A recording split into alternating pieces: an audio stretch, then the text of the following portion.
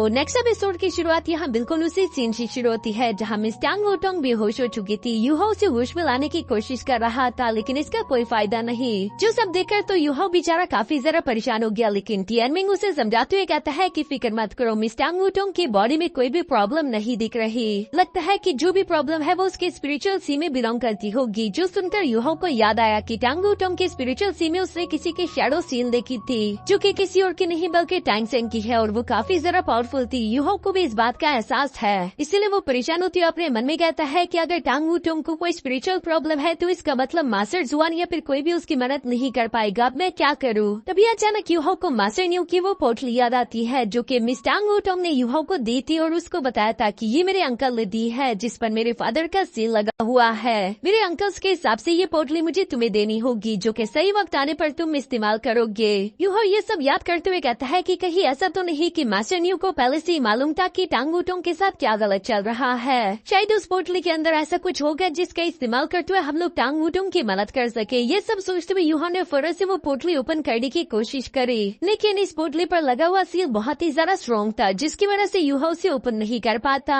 यूहो को ये हारता हुआ देखकर टियानमिंग उसे समझाते हुए कहता है कि देखो इस पोटली पर लगा हुआ सील काफी ज्यादा कॉम्प्लेक्स है और अगर तुम हड़बड़ाहट में इसे खोलने की कोशिश करोगे तो तुम ये नहीं कर पाओगे, इसलिए मुझे लगता है कि तुम्हें जरा शांत हो जाना चाहिए। जिस पर हम देखते हैं कि आखिरकार यूहो शांत हो गया और एक बार फिर से वो अपनी स्पिरिचुअल आइज का इस्तेमाल करती उस पोटली के सील को अनलॉक करने की कोशिश करता है जहाँ पर उसे कई सारे चेन्स अनलॉक होते हुए दिखाई दिए और यहाँ ये सील पूरी तरीके से ओपन होने के बाद आखिरकार यूहो को मास्टर न्यू का एक लेटर देखने को मिला जिसे पढ़ते साथ ही यूहो बहुत ही तेजी के साथ वहाँ रूम से बाहर की तरफ भागना शुरू हो गया और हमें बताया जाता है कि आखिर इस लेटर में लिखा क्या था। जहाँ बैकग्राउंड में हमें मास्टर न्यू की आवाज सुनाई दे रही थी और वो कह रहा था कि यूहो अगर तुमने ये लेटर ओपन किया है तो इसका मतलब अब टांग वुटोंग की कंडीशन काफी खराब होगी। तुम जानना चाहते होंगे कि आखिर उसके साथ प्रॉब्लम क्या है। ये बात तो यकीनन तुम्हें पहले से मालूम हो चुकी होगी कि टांग वुटोंग की सोल सी में एक तरह का सील लगा हुआ है क्योंकि टांग वुटोंग की आइडेंटिटी बहुत ही ज्यादा कॉम्प्लेक्स और रेयर है। उसके पेरेंट्स ने ही ये सील बहुत ही मुश्किलों के साथ लगाई थी।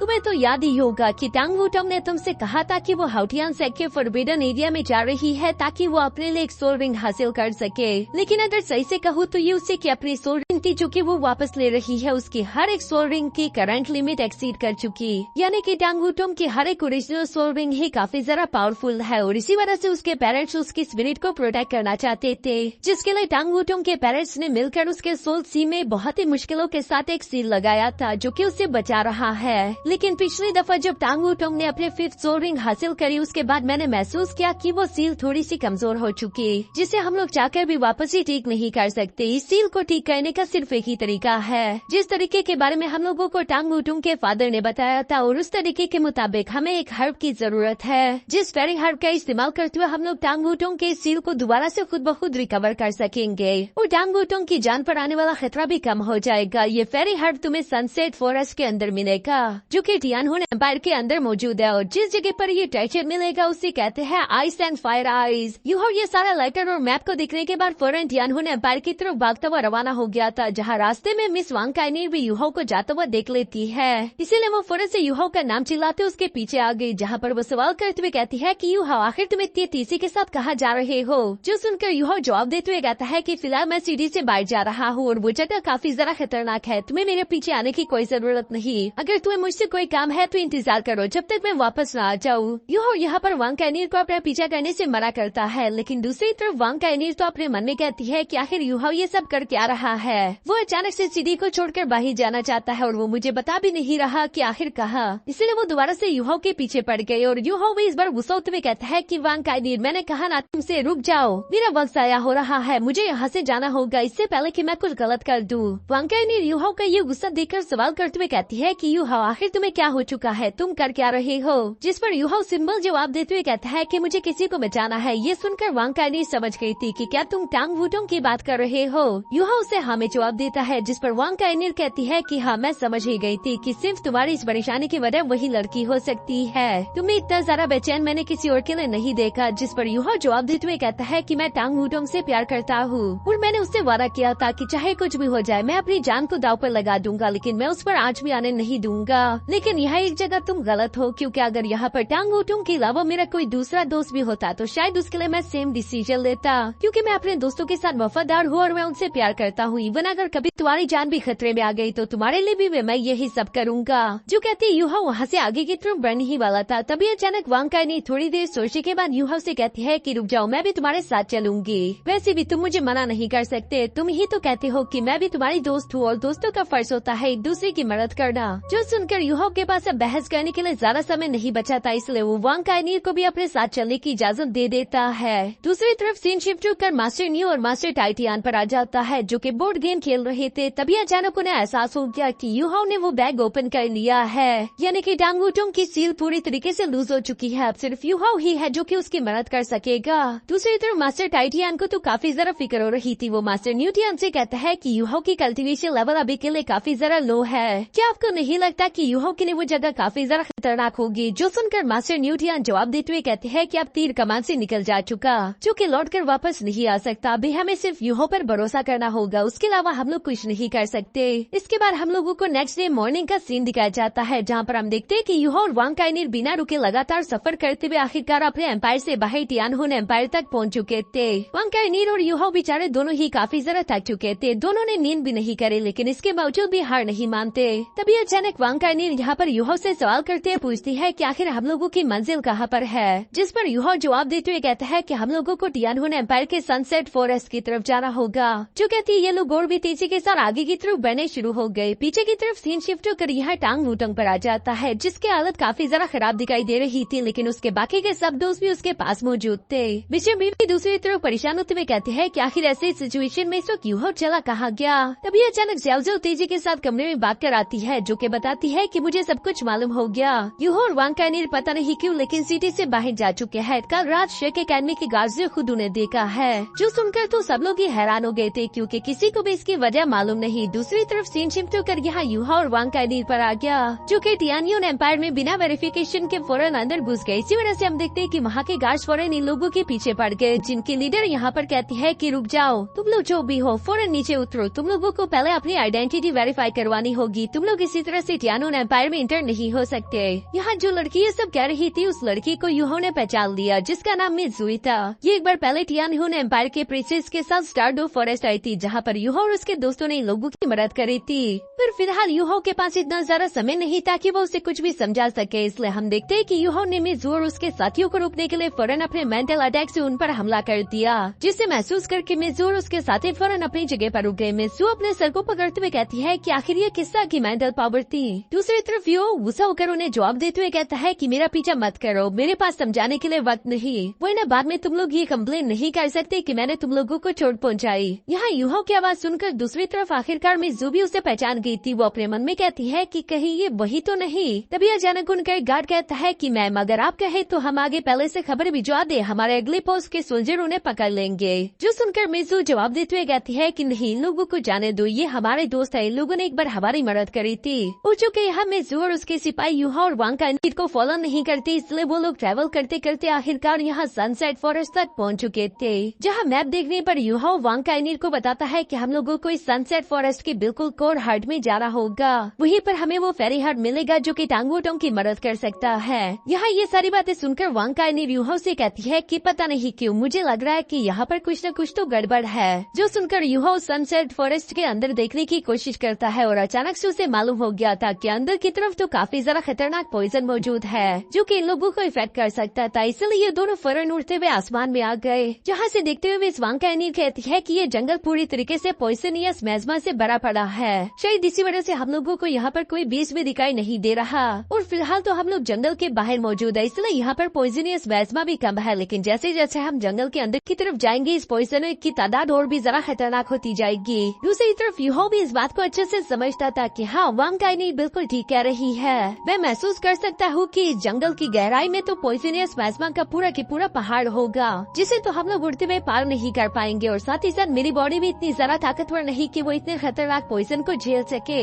दूसरी तरफ तभी अचानक वांग काई यूहाओ से कहती है कि चाहे कुछ भी हो, अब तो हम लोग यहाँ तक आए हैं तो यूं ही हार नहीं मान सकते, हमें अंदर की तरफ जाना ही होगा, चाहे ये काम कितना ही रिस्की क्यों ना हो, हम कोई ना कोई रास्ता ढूंढ लेंगे। जो सुनने के बाद आखिरकार हम देखते कि ये दोनों ही जंगल के अंदर की तरफ रवाना हो गए। थोड़ी देर आगे जाने के बाद यूहाओ कहता है कि हम लोगों ने जितना एक्सपेक्ट किया था ये जगह उससे भी कई ज्यादा खतरनाक है। क्या सच में वांग काई तुम मेरे साथ आगे की तरफ जाना चाहती हो? जो सुनकर वांग काई यूहाओ से सवाल करते हुए पूछती है कि पहले तुम बताओ तुम क्या करोगे। जो सुनकर यूहो जवाब देते हुए कहता है कि मैंने कई बार सोचने की कोशिश की, लेकिन हर बार मैं ये सोच कर काम जाता हूँ। टांग वूटोंग मेरी जिंदगी में काफी जरा खास है, अगर वो ना रही तो शायद मेरी जिंदगी पूरी तरीके से अंधेरा हो जाएगा। टांग वूटोंग का प्यार ही है जो कि मुझे जिंदा होने का एहसास दिलाता है, उसके बगैर शायद मेरे जीना मुश्किल है। मैं ये बात अच्छे से जानता हूँ कि इस वक्त मुझे टांग वूटोंग की जिंदगी खुद की जिंदगी से भी कई सारा अजीज है, इसलिए मैं तो अंदर जाऊंगा। जो सुनकर वांग काइनिर जवाब देते हुए कहती है कि हाँ ठीक है, अगर तुम ये करना चाहोगे तो मैं भी एक होपलेस इडियट को यूं मरने नहीं दूंगी, इसलिए मैं भी तुम्हारे साथ जाने वाली हूँ। जो सुनकर यूहो जवाब देते हुए कहता है कि चलो ठीक है। जो कहते यूहो ने अपने पास से कुछ इग्निशन बुलेट्स बाहर निकाल लिए और वो इनका इस्तेमाल करते हुए इन्हें सामने की तरफ फायर कर देता है, जिस वजह से मेज़मा के अंदर आग लग जाती है क्योंकि वो एक पॉइजनियस गैस है। यही वजह थी कि उस मेज़मा के पहाड़ के अंदर एक छोटा सा रास्ता फिलहाल खाली हो गया था, जहाँ पर फिलहाल पॉइजन गैस काफी जरा कम है, लेकिन जल्दी वो पॉइजनियस मेज़मा दोबारा से डेंस हो सकता था।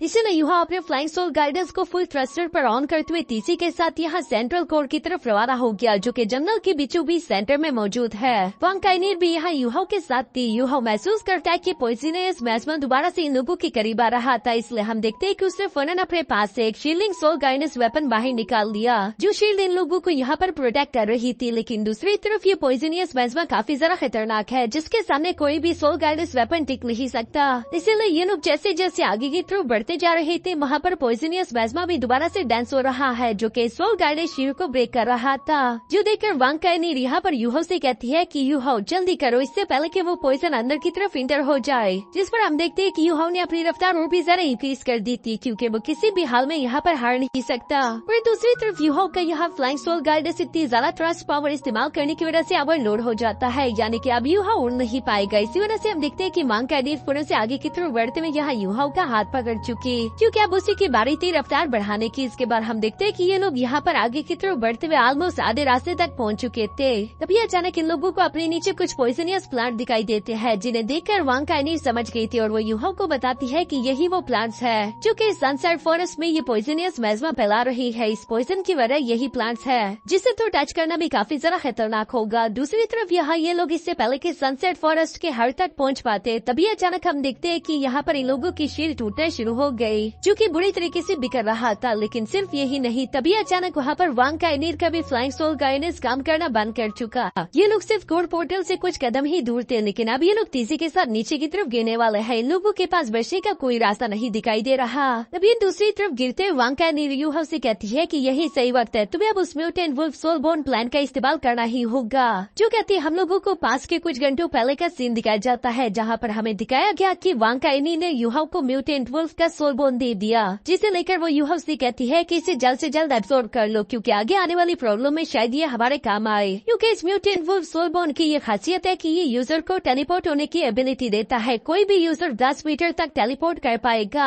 जो सुनकर यूहो यहाँ पर वांग काइनिर का शुक्रिया अदा करते हुए वो सोल बोल लेकर एब्सॉर्ब कर लेता है। जिस सोल बोल का यहाँ प्रेजेंट सिचुएशन में यूहो इस्तेमाल करते हुए तेजी के साथ खुद को और वांग काइनिर को टेलीपोर्ट करके आखिरकार हर्ट के अंदर ले आया था। जिस सनसेट फॉरेस्ट के हर्ट के अंदर हम देखते हैं कि वो जगह तो कुछ अलग ही लग रही थी। उस दरवाजे से अंदर मेज़मा पॉइजन नहीं आ सकता और इसीलिए ये लोग यहाँ पर सेफ भी थे। इसके बाद हम देखते हैं कि यूहो और वांग काइनिर ने धीरे धीरे आगे की तरफ चलना शुरू कर दिया, जहाँ इन लोगों को अपने सामने एक बड़ा सा तालाब दिखाई देता है। लेकिन ये तालाब काफी जरा हैरानकुन था, क्योंकि इसके एक तरफ आइस एट्रीब्यूशन था और दूसरी तरफ फायर एट्रीब्यूशन। वांग काइनिर भी काफी जरा हैरान थी, लेकिन दूसरी तरफ यूहो को तो पहले ही मैप की वजह से मालूम हो चुका था कि लोगों को यिन यांग पाउंड के पास ही वो हर्ब मिलेगा जिसकी ये लोग तलाश कर रहे हैं। पर साथ ही साथ यूहो महसूस करते हुए यहाँ पर वांग काइनिर को बताता है कि जरा संभल कर रखना, यहाँ की लाइफ एनर्जी काफी जरा खतरनाक महसूस होती है। शायद इसी वजह से यहाँ पर प्लांट बेस्ड सोल बीस्ट है। यहाँ पर ये लोग इसी तरह की बातें कर ही रहे थे, तभी अचानक वांग काइनिर पर हमला हो गया, जो देखकर वक्त रहते यूहो से दिक्कत देते हुए साइड पर कर देता है। खुद भी यूहो ने काफी जरा मुश्किल के साथ वो फायर अटैक डॉज किया। इसके बाद ये दोनों अपने आसपास देखने की कोशिश करते हैं कि आखिर ये अटैक इन पर किया किससे था। तभी अचानक इन लोगों को पाउंड के किनारे पर एक प्लांट दिखाई दिया, जो फायर लिली प्लांट ही इन लोगों पर हमला कर रहा था। और हम देखते हैं कि उस फायर लिली प्लांट को ह्यूमंस की लैंग्वेज भी आती थी, जो कि लोगों को यहाँ से जाने के लिए बोलता है। यूहो भी दूसरी तरफ खुद को और वांग काइनिर को बचाने के लिए फौरन से अपने आइस स्कॉर्पियन एम्प्रेस की पावर को एक्टिवेट कर लेता है। तभी अचानक वांग काइनिर आगे की तरफ आते हुए यूहो से कहती है कि मुझे लगता है कि शायद ये प्लांट 1 लाख साल पुराना बीस्ट है, वो हमें जरा संभल कर फाइट करनी होगी। तभी अचानक वो फायर लिली प्लांट जवाब देते हुए कहता है कि मैं 1 लाख साल पुराना बीस्ट नहीं हूँ, लेकिन हाँ ये बात सच है कि यहाँ इस येन यांग पाउंड की वजह से यहाँ का एक दिन कल्टीवेशन बाहर के पूरे 10 दिन के कल्टीवेशन के बराबर है। मेरी असली कल्टीवेशन तो 10,000 साल की है, लेकिन तुम ऐसा कह सकते हो कि मैं 1,00,000 साल पुराना बीस्ट हूँ, क्योंकि मेरी ताकत उतनी ही होगी। दूसरी तरफ सामने मौजूद यूहो यहाँ पर उस प्लान की सारी बातें सुन रहा था, इसलिए वो काफी तमीज के साथ जवाब देते हुए कहता है कि हम लोगों का कोई भी गलत इरादा नहीं है। हम यहाँ पर फेरी हर्ब लेने के लिए आए हैं ताकि हम अपने दोस्त की जान बचा सके। जो सुनकर तू दूसरी तरफ फाइल लेने प्लान गुस्सा होते हुए कहता है कि एक तो तुम लोग हमसे चोरी करना चाहते हो और ऊपर से हमें बता भी रहे हो। ये कहते साथ ही अचानक हम देखते हैं कि वहाँ से एक फायर अटैक दोबारा से यूहा और वांग कायनीर पर चल दिया जाता है, जिसे तो उन्होंने तेजी के साथ साइड पर जंप करते हुए डॉज कर लिया। तभी अचानक हम देखते हैं कि फायर लिली का वो अटैक एक फायर गर्ल में कन्वर्ट हो गया था, जिसके हाथों में 2 सोर्ड्स भी थे।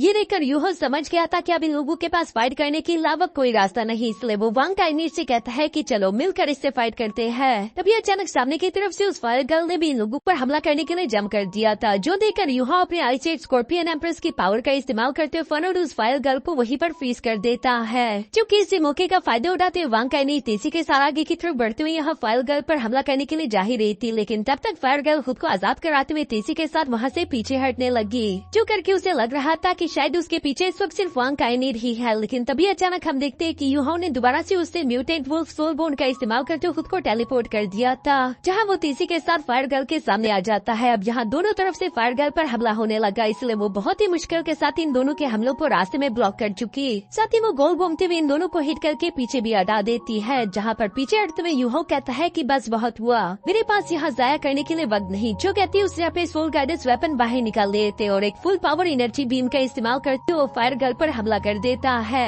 जो अटैक इतना ज्यादा पावरफुल था कि यहाँ फायर गर्ल के टुकड़े टुकड़े हो चुके थे, लेकिन इसके बावजूद भी हम देखते हैं कि वो लावा बनकर दोबारा से जुड़ने शुरू हो गई। मिस वांग कायनीर तो ये देखकर परेशान होते हुए कहती है कि इसका तो उस पर असर ही नहीं हुआ। दूसरी तरफ वो फायर लिली प्लांट भी यहाँ पर यूहा से कहता है कि तुम लोगों ने फायर गर्ल को गुस्सा दिला दिया, अब तुम्हारी खैर नहीं। जो बात बिल्कुल सच भी थी, क्योंकि यहाँ गुस्सा आने की वजह से फायर गर्ल की बॉडी से तो काफी जरा खतरनाक एनर्जी अनलीश हो रही थी, जो कि यूहा को पीछे की तरफ धकेल देती है। वो बहुत ही मुश्किल के साथ अपनी एक्सट्रीम आईसी एबिलिटी का इस्तेमाल करते खुद को पानी के अंदर गिरने से बचा चुका। दूसरी तरफ हम देखते हैं कि फायर गर्ल तो गुस्से के साथ वांग कायनीर की तरफ पलट चुकी, जहाँ वो अपने गुस्से और डबल सोर्स को लेकर तेजी के साथ जंप करते हुए वांग कायनीर पर हमला कर देती है। वांग कायनीर भी अपने गोल्डन स्पेयर का इस्तेमाल करते हुए उसके अटैक को ब्लॉक करना चाहती थी, लेकिन वो जानती थी कि इस फायर गर्ल की स्ट्रेंथ काफी जरा खतरनाक होगी। यूहो भी इस बात को समझता था, इसलिए वो फोन से टेलीपोर्ट होते हुए वांग कायनीर के पास आ जाता है, जहाँ पर हम देखते हैं कि वो भी वांग कायनीर की मदद कर रहा था, जिस वजह से इन लोगों ने मुश्किल से ही सही लेकिन फायर गर्ल के इस हमले को ब्लॉक तो कर दिया था। पर दूसरी तरफ यूहो जानता था कि इस फायर गर्ल का टेम्परेचर काफी ज्यादा हाई है, हम लोग क्लोज कॉम्बैट में तो इसके साथ फाइट नहीं कर पाएंगे, इसलिए वो वांग कायनीर से कहता है कि मुझे कुछ करना होगा, मैं इस फायर गर्ल के टेम्परेचर को थोड़ा कम करके आता हूँ, उसके बाद हम दोनों अपने फुल स्ट्रेंथ का इस्तेमाल करते हुए इसे हरा देंगे। जो कहते साथ ही यूहा ने फर्नेस स्नो गर्ल को बाहर बुला लिया था, जो क्यूट से स्नो गर्ल बाहर आते साथ ही इस गर्मी को महसूस करके कहती है कि ये तो बहुत ही गर्म है, जिस पर यूहा जवाब देते हुए कहता है कि चलो फिर इसे थोड़ा सा ठंडा कर दे। और ये कहते साथ ही वो स्नो गर्ल के साथ मिलते वहाँ पर स्नो डाल स्नो डोमेन क्रिएट करने शुरू हो गया,